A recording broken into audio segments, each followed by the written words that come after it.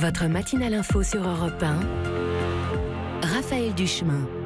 7h16 sur Europe 1. Fallait-il convoquer le congrès à Versailles? Bonjour Jean-Christophe Lagarde. Bonjour. Merci d'être avec nous sur Europe 1, président de l'UDI. Vous êtes également député de Seine-Saint-Denis et coprésident du groupe UDI Agir et Indépendant à l'Assemblée. Et vous serez évidemment aujourd'hui à Versailles parce que c'est votre rôle, parce que c'est important d'y être quand le président s'exprime? Écoutez, moi j'y suis pas allé l'an dernier parce qu'il s'exprimait la veille du discours de politique générale du Premier ministre et que je trouvais que c'était une vision trop présidentialiste, trop effaçant le gouvernement et même le Parlement. Mais cette fois vous y allez. À partir du moment où le chef de l'État veut en faire un rendez-vous annuel, posant le bilan de son année passée et essayant de dresser la perspective pour l'année suivante, il me semble normal que nous, parlementaires, nous venions à la fois l'entendre, mais lui répondre cet après-midi. Au nom de notre groupe, je répondrai à ce que le président de la République aura dit. Certains ont choisi de boycotter, ils ont tort de le faire? Oui, c'est une façon de faire parler d'eux. Je pense qu'on ne peut pas boycotter le débat. Enfin, être parlementaire et boycotter le débat au moment où il devient institutionnel, c'est un peu comme si tous les ans, au moment de la programmation budgétaire, on disait non, on n'est pas là parce qu'on n'aime pas les institutions. C'est depuis 2008 que cette possibilité existe pour le chef de l'État. Sans doute est-ce qu'elle n'est pas encore assez ancrée dans la geste républicaine. Il essaye de l'ancrer. Je pense que quand le chef de l'État dit quelque chose, il faut qu'on soit capable de lui répondre, sinon il va parler tout seul. Alors si j'en crois ce que je lis ce matin, c'est un discours de très haut niveau au cœur des enjeux du siècle qui nous attend. Voilà ce que disent en tout cas les conseillers du président. Est-ce que... Ça veut dire qu'ils sont contents d'eux-mêmes. Oui. Et vous êtes content d'Emmanuel Macron? J'en sais rien, je vais écouter le discours. Enfin, quand on entend des conseillers dire on va faire un discours absolument historique... Ah bah ça place la barre très haut. J'attends de voir... Non, mais enfin c'est... Bon bref, c'est quand même... On se rend compte du degré d'humilité que ça peut représenter. Moi je crois que le président de la République a envie de dire des choses, de tracer des perspectives. On n'est pas obligé de tresser les couronnes avant même qu'il ait prononcé un mot. Dites-moi, est-ce que le moment, lui, est bien choisi pour le faire? Vous voulez dire à la veille de la demi-finale de Coupe du Monde? Oui, on est aussi à la veille du débat à l'Assemblée sur la révision constitutionnelle. Non, ça c'est autre chose. Je ne suis pas très sûr que les Français entendent grand-chose de la politique en ce moment. On peut les comprendre. Et le débat sur la révision constitutionnelle demain n'est pas de même nature que ce qui, j'imagine, va être dit aujourd'hui. Il veut expliquer pourquoi il mène un certain nombre de réformes, dans quel sens il souhaite aller, au moment où tout le monde se rend bien compte que s'il y a eu des réformes profondes lors de la première année de son quinquennat, il y a une espèce de flou sur les objectifs, de trou d'air lié à deux choses.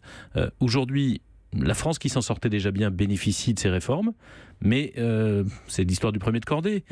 Est-ce que ça sert vraiment le milieu et la fin de la cordée? Aujourd'hui, les Français ne le voient pas et ne le ressentent pas.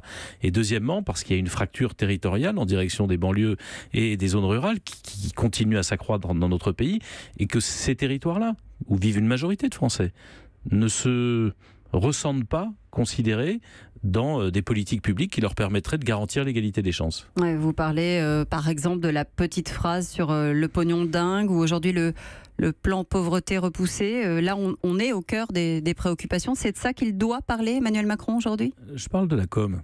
Le plan pauvreté, c'est un mot. Maintenant ou demain, c'est un mot. Je ne pense pas que les Français aient besoin d'un plan pauvreté. Ils ont simplement besoin, où qu'ils vivent en banlieue, dans les zones rurales ou dans les quartiers plus favorisés, d'avoir l'égalité républicaine, l'égalité à la capacité à améliorer sa vie. Ils ont besoin, en l'occurrence, de se sentir considérés, de se dire que s'il y a une partie de la France qui redémarre, tout le monde va en bénéficier.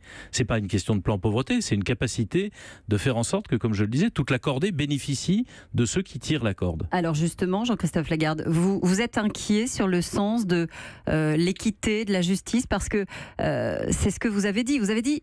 Moi, je suis d'accord sur à peu près 60% des choses que fait le gouvernement aujourd'hui. Ça fait partie des choses qui ne vous conviennent pas? Bien sûr, c'est ce que j'exprimerai cet après-midi.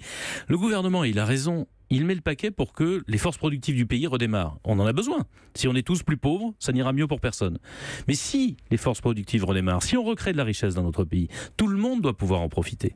Et aujourd'hui, dans les politiques publiques mises en place, lorsque on renonce au plan banlieue pour rattraper les retards, ou plus exactement pour donner de l'égalité là où on concentre toutes les difficultés. Au plan banlieue. Vous considérez que c'est un renoncement? Évidemment, c'est le renoncement à une politique publique qui permet à ceux qui sont dans les quartiers où on concentre toute la pauvreté, ont besoin d'un peu plus, ils ont moins. Et il y a un gros mensonge là-dessus, qui a été encore dénoncé récemment. On dit on a trop donné dans ces quartiers sans résultat. C'est pas vrai. Quand on additionne les fameux plans banlieue passée et l'argent donné normalement, il y a moins d'argent dans ces quartiers-là que ce qu'on donne dans les quartiers les plus favorisés. Donc il fallait suivre le plan Borloo de A à Z. Ce n'est pas ce que j'ai dit. Ils pouvaient choisir, mais renoncer, ce n'était pas un choix. Et surtout, c'est une façon de ne pas entendre ces 13 millions de Français qui vivent dans ces quartiers populaires. Mais il y a le même problème en direction des zones rurales, avec les mêmes difficultés à pouvoir accéder aux services publics, à pouvoir avoir une école qui a autant de chances de vous faire réussir qu'ailleurs, qui a une difficulté pour pouvoir aller au boulot, tout simplement, avec des transports qui se dégradent. Voilà la réalité. Et donc, moi, je suis pour que, évidemment, la France utilise ses meilleurs, utilise ses moteurs pour avancer, mais pour que ça fasse avancer tout le monde. Donc et aujourd'hui, il doit parler social aujourd'hui, absolument, Emmanuel Macron, pour être social. entendu. Il doit simplement dire qu'il n'y a pas que la France qui gagne qui sera prise en compte, que les autres aussi vont être pris en compte et qu'on va leur donner des chances de gagner. Une question d'actualité avec vous aussi ce matin, Jean-Christophe Lagarde. Le Rassemblement national, parti que dirige désormais Marine Le Pen, crie à l'assassinat politique ce matin. Le mot est fort, hein, c'est vrai. Mais la présidente a fait savoir que dès ce matin, son parti ne pourrait plus mettre en œuvre aucune activité politique. Moi, je combats tout ce que représente Madame Le Pen, le Front National et leurs idées. Mais je suis très surpris par ce qui est en train de se passer. Pourquoi ? Je n'ai pas le fond du dossier judiciaire.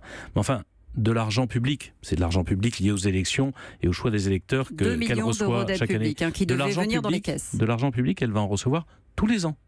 Donc je ne comprends pas pourquoi les magistrats seraient obligés de saisir de l'argent maintenant, risquant effectivement de provoquer la boycott politique d'un parti politique que je combats, mais on ne doit pas le combattre comme ça, alors que si ils ont commis un délit, s'ils ont commis quelque chose qui va les faire condamner, il faut attendre la condamnation pour leur prendre l'argent. Qu'est-ce que c'est que cette condamnation préventive ? Je ne comprends pas bien. Donc vous dites c'est un geste politique ? Je pense que malheureusement, pour une fois, ils ont sans doute raison de protester, parce que si on devait leur prendre de l'argent, on peut le faire l'an prochain, l'année d'après, enfin bref, quand ils seront condamnés.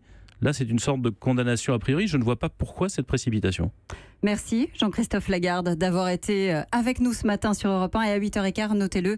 C'est le premier secrétaire du PS, Olivier Faure, qui sera mon invité. Europe 1.